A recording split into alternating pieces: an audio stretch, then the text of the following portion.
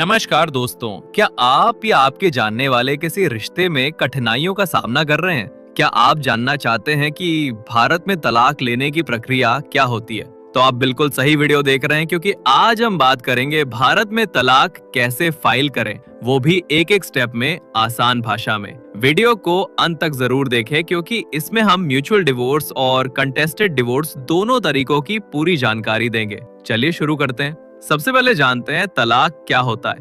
तलाक यानी विवाह को कानूनी रूप से समाप्त करना। भारत में तलाक की प्रक्रिया पर्सनल लॉ के अनुसार होती है, जैसे हिंदू विवाह अधिनियम, मुस्लिम लॉ, क्रिश्चियन लॉ या स्पेशल मैरिज एक्ट।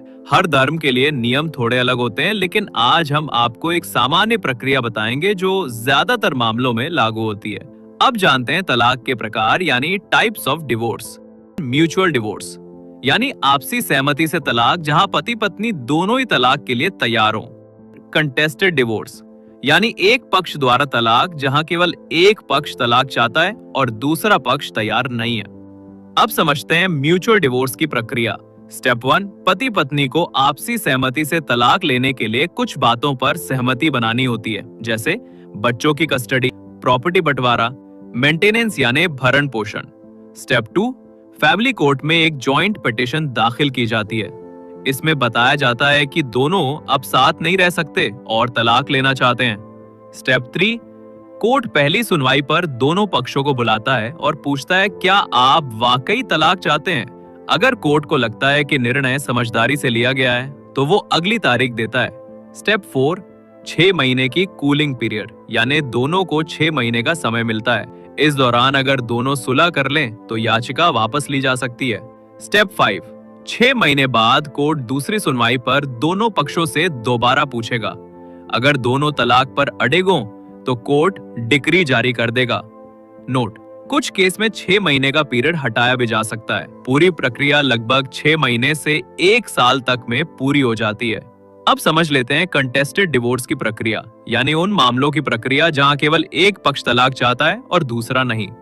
स्टेप 1, आपको कुछ कानूनी कारण बताने होते हैं, जैसे क्रूरता, व्यभिचार यानी अफेयर, धर्म परिवर्तन, मानसिक बीमारी, परित्याग यानी डिजर्शन, यौन असहयोग।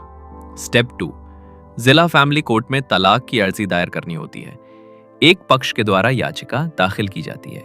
स्टेप 3, दूसरे पक्ष को कोर्ट से नोटिस भेजा जाता है कि वो पेश हो।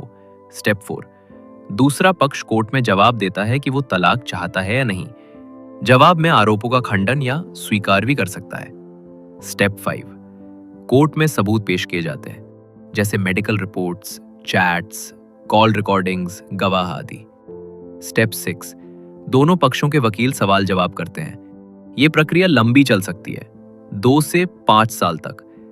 स्टेप 7, सभी पक्षों को सुनने के बाद कोर्ट तलाक मंजूर करता है या अस्वीकार करता है।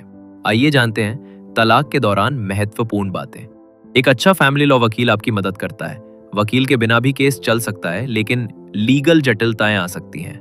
म्यूचुअल डिवोर्स में 10,000 रुपये से 50,000 रुपयों तक का खर्च आता है।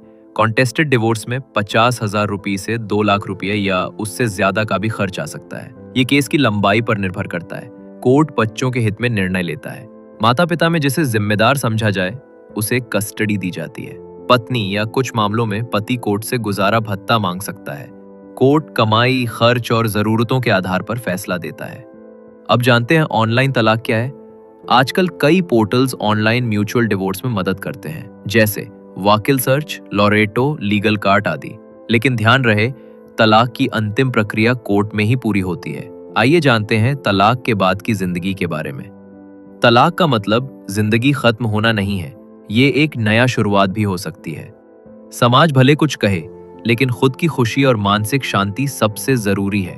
तो दोस्तों, अब आपको समझ आ गया होगा कि भारत में तलाक लेने की प्रक्रिया क्या होती है। अगर आप या आपके जानने वाले इस स्थिति में हैं, तो घबराएं नहीं। सही जानकारी और सही सलाह से आप इस कठिन समय को भी पार कर सकते हैं। अगर ये वीडियो आपको अच्छा लगा हो तो लाइक करें, शेयर करें और चैनल को सब्सक्राइब करना ना भूलें। हम मिलेंगे अगले वीडियो में। तब तक के लिए सुरक्षित रहें और खुद से प्यार करें।